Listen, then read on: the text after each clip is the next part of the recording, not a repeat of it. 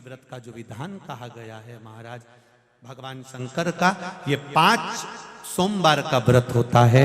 इस 5 सोमवार के व्रत में अगर पुरुष और स्त्री, पति और पत्नी दोनों साथ में व्रत कर रहे हैं तो थालियां अलग अलग लगेंगी, प्रसाद अलग अलग जाएगा, दिया अलग अलग जाएगा। प्रसाद बनने का जो पात्र भी होता है, कढ़ाई, उसमें अगर हलवा बना रहे हो या सामान बना रहे हो एक साथ नहीं बनेगा, दोनों थाली का अलग अलग बनेगा।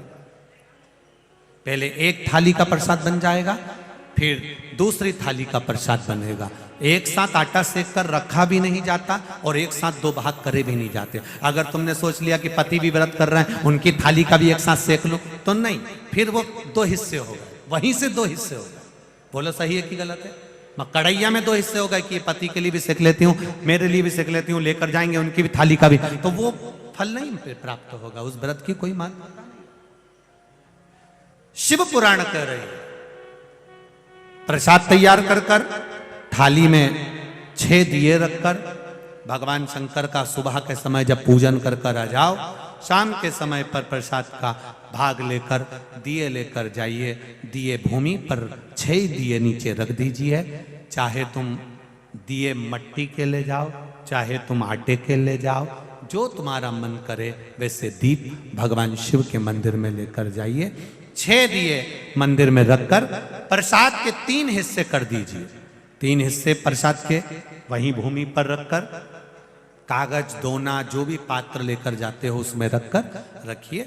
भगवान का पूजन अर्चना करिए। 2 भाग मंदिर में छोड़ दीजिए। 5 दिए, जो 6 दिए रखे हैं उसमें से 5 दिए प्रज्वलित करिए। 5 दियों को जलाइए। 6ठा दिया जलाना नहीं है, पर जमीन पर जरूर रखना है। उसको जलाना नहीं है, उसको जमीन पर जरूर रखना है। ऐसा नहीं कि थाली में रख के वापिस लिया वहां से, जमीन पर रखो, उसको जलाना नहीं है।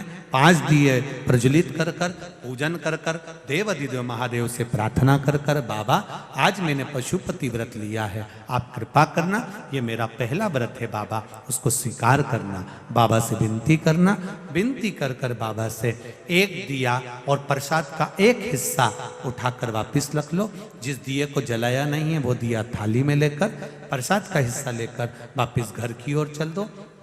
घर में प्रवेश करते समय देहली के अंदर नहीं, देहली के बाहर, दरवाजे से बाहर सीधे हाथ की ओर बैठकर आराम से वो 6ठे नंबर का दिया प्रज्वलित कर दीजिए, जला दीजिए।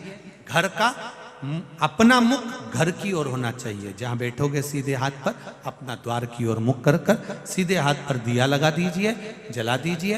बाबा से विनती करते हुए घर में प्रवेश कर लो। जो 1 हिस्सा प्रसाद का लेकर आए हो, जब भोजन ग्रहण करो उससे पहले वो प्रसाद का हिस्सा पा लीजिए। उस प्रसाद में से किसी को भी प्रसाद नहीं देना है, उसको स्वयं को पाना।